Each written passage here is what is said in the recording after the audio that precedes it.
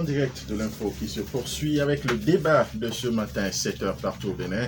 Je reçois, comme je le disais à l'entame, deux de mes confrères venus de Cotonou. Canal 3, ils sont là pour quelques jours avec nous à passer au niveau de la radio Fraternité. Herman Anebosso, bonjour. Bonjour Rodrigue Zinobé. André Dossa, bonjour.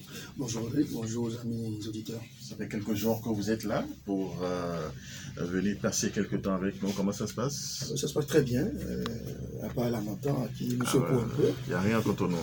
Cotonou, c'est de la gnognotte. Je crois que nous sommes plutôt heureux là-bas. Non, mais c'est pas plus fort qu'à Niamey. Hein. J'étais à Niamey il y a une semaine. Ce qui se passe là-bas, c'est encore plus grave. C'est encore un autre niveau. Voilà. Allez, on va parler de l'Assemblée nationale, puisqu'on essaie de faire depuis quelques jours donc, le bilan de tout ce qui s'est passé au plan national, que ce soit sur le plan politique, économique, social et consort, l'Assemblée nationale, qui a été installée, qui a voté il y a quelques jours le budget de l'État à l'unanimité, 83 députés sur 83, du moins pour ceux qui sont présents, les autres ils envoient les procurations, comme ça se passe généralement. Presque tout ce qui se passe maintenant à l'Assemblée, ça recueille toujours 83 sur 83. Dites-nous, est-ce que c'est une Assemblée nationale stalinienne, soviétique, ou vous êtes sûr qu'on est au Bénin? Herman Anebosso. Merci beaucoup à vous, Rodrigue. C'est vrai que nous avons un Parlement qui, un peu comme valide tout ce que l'exécutif envoie. C'est vrai que quand on suit un peu les travaux en amont qui ont été effectués au Parlement, à savoir l'étude du budget en commission, on ne peut pas douter un seul instant que le Parlement puisse accorder blanc-seing à ce budget-là. Surtout que, oui, on nous a annoncé un budget qui fait dans du social, un budget qui prévoit beaucoup d'éléments qui font qu'aujourd'hui... Comme pour 2019, hein? Oui, comme pour 2019, sauf qu'ici, il y a un peu plus. Il y a des taxes qui, par exemple, ont été supprimées. Il y a d'autres éléments qui entrent en ligne de compte et qui, aujourd'hui, permettent de vraiment aller dans ce sens, c'est ce que je crois. Donc, l'onction 83 sur 83. Oui, sauf que quand on dit 83 sur 83, c'est en prenant en compte les députés présents et absents, comme le dit dans la formule sacramentale. Mais de toute façon, tout ce qui se fait aujourd'hui, on suit ça de très près et on pense qu'on attend de voir la suite. André Dossa. Je crois que c'est une demi-surprise. L'unanimité, ou si vous voulez, l'unanimisme qu'on observe dans cette Assemblée nationale, parce qu'elle est quand même composée de députés entièrement acquis à la cause du pouvoir, acquis à la cause de Patrice Talon. Parce qu'il faut rappeler que les deux blocs appartiennent à la même famille. Absolument, donc on ne peut pas s'étonner de ce que les membres donc, de ces différents blocs à l'Assemblée nationale votent dans le sens des actions du pouvoir. Oui, mais dans le fond, est-ce que comment on peut le ressentir au niveau de la population? Justement, oui. Je crois que compte tenu des circonstances dans lesquelles ces députés ont été élus, il faudra attendre encore un peu pour retrouver une Assemblée nationale composée de différentes sensibilités de notre société, de notre communauté nationale. Il faut quand même, je crois que on aurait pu, malgré tout ça, également quand même s'attendre, espérer qu'il y ait quelquefois des tentatives d'aller contre... Quelques éclairés.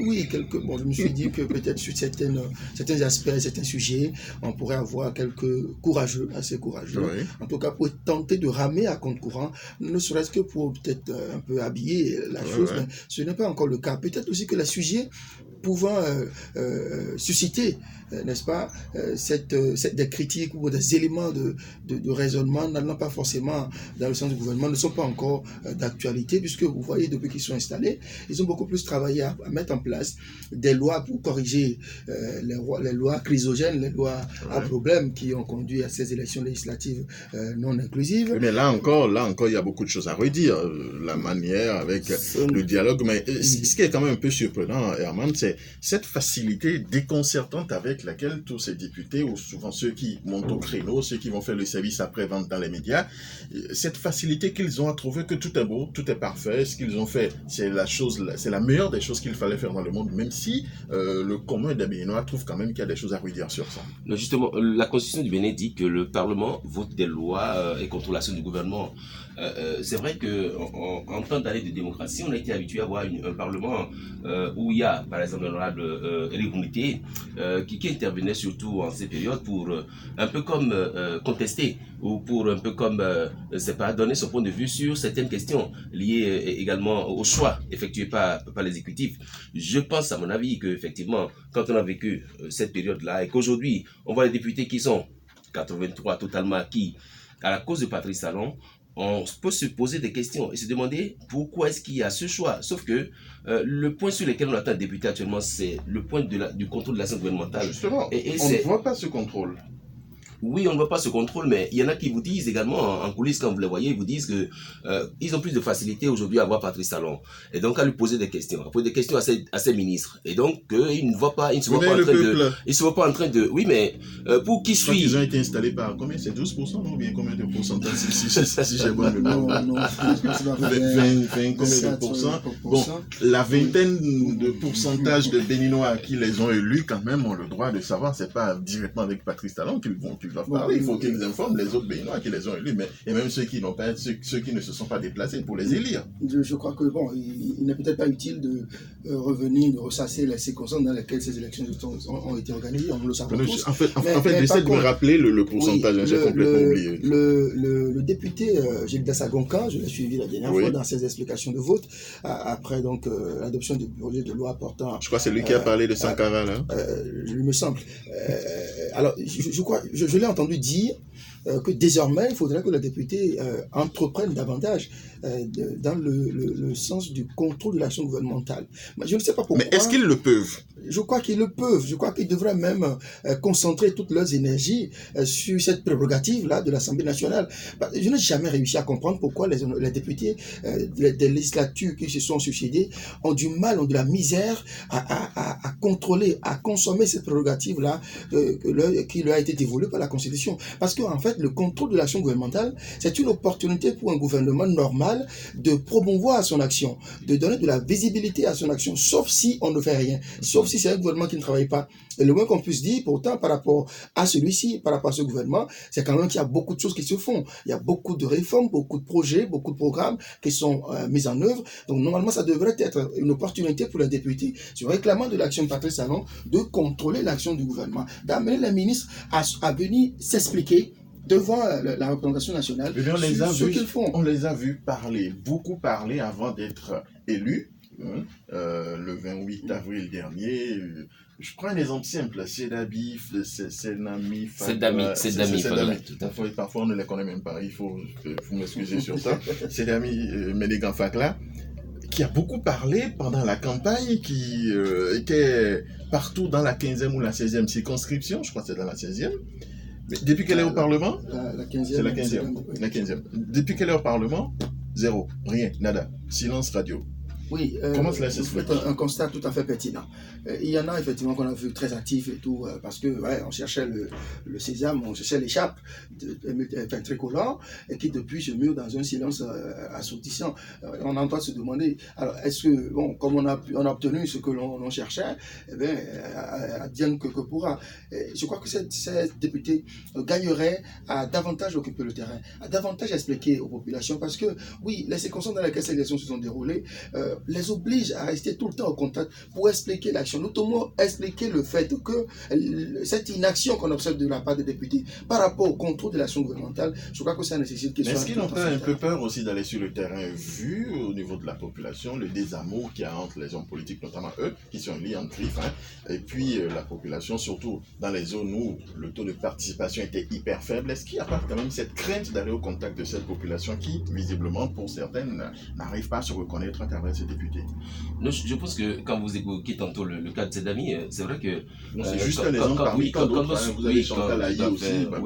Elle a fait une sortie avant-hier, si j'ai bonne mémoire. Justement, Maman Noël, voilà, dans sa circonscription électorale. Je pense que oui, c'est vrai que quand on suit un peu les débats en plénière au Parlement, on se rend compte que les députés quand même font du mieux qu'ils peuvent pour se faire entendre.